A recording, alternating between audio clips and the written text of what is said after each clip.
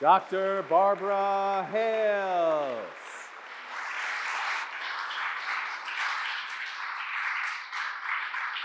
Thank you. It's such an honor to be speaking to you today.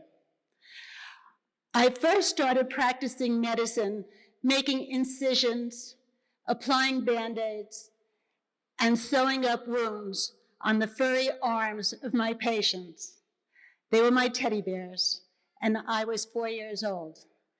But even at 4, I knew that I wanted to practice medicine as a doctor. And that dream stayed with me forever. Finally, years later, I had my first interview for a medical school that I applied to. I nervously paced back and forth in the hallway, waiting for my name to be called. And when it was, I walked into the room to see a large man wearing a 3-piece suit sitting at a desk with files strewn haphazardly all over the surface and shelves behind him crammed with books. He put down the phone when I entered. "So, you want to be a doctor, I hear. Well, you shouldn't. Being a doctor is not for women. Medicine is a serious business. It takes all your time, all your focus. When your husband gets home from work, he wants a dinner ready and waiting for him. You can't possibly concentrate on your patients and your home life. Your marriage will suffer. Your patients will suffer. Your children will suffer. I think you should just go." I got up and I walked out without saying a single word. It's all I could do to keep from crying. As I left the building, there are 2 ideas that immediately hit me. The first one is, I never want to work with somebody like that in my life. And the second is, not him, not anybody is going to keep me from achieving my dream. 8 years later, after medical school, training in a hospital, I was ready to go out on my own. I wanted my own practice so that I could intimately be engaged with my patients. I had graduated from Kings County Hospital in New York, which some people lovingly say is the jungle, so that I was experienced at most things. I said to myself, now is the time to go out and find a place that will be suitable for my office. We had moved to a sleepy bedroom town called Baldwin, which was 25 miles south of Manhattan, and they had no OBGYN physicians, so I felt I could do a lot of good for this community.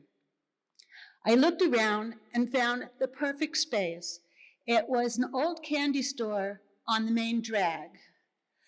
I got the space, designed it to my liking, equipped it with everything that a doctor's office would want. Hired a nurse and staff, and now I was ready. I opened the doors, and we waited, and we waited, and we waited. And after one day, only one person had come through that door. It was a woman who wanted to know, what happened to the candy store? So I realized I had to do something to market myself. You know, in 8 years of medical school and medical training, not one person ever told us how to market ourselves, how to open a practice, and how to run that efficiently. So I thought, what can I do to promote myself and increase visibility? Send out flyers? Too tacky. Robocalls? Too invasive. I know, I'll join the Chamber of Commerce. It's filled with people from every facet of life, and they will be able to give me referrals. And they promised they would. I then said, would it be okay to use your name? Can I buy an ad, large, front page in the local newspaper, to say, the Chamber of Commerce welcomes its newest member, with my name and telephone number and what I did. The Chamber says, good luck. The next day, the newspaper came out and people started calling. Patients started streaming in. You see, up until that time, I never thought that there wouldn't be enough people in the community for patients. I never thought that there would be problems getting patients. I thought they would just naturally come. I was happy when patients came from the referrals because I felt, you know what? Now I can afford to stay open. Now I'll be able to pay my rent. But I'm still going to have to think about other marketing techniques. So we brainstormed in the office. Some things didn't work. Some things worked well. I spoke at the local library for the community. I participated in health fairs.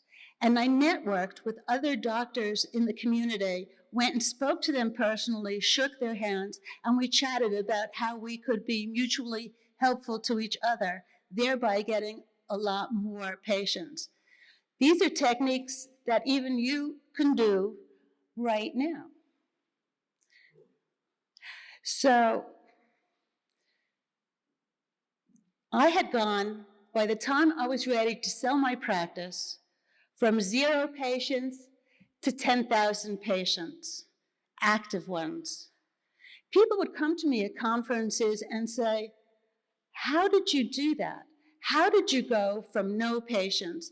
How did you survive financially without the fear of having to close your door or being in great debt?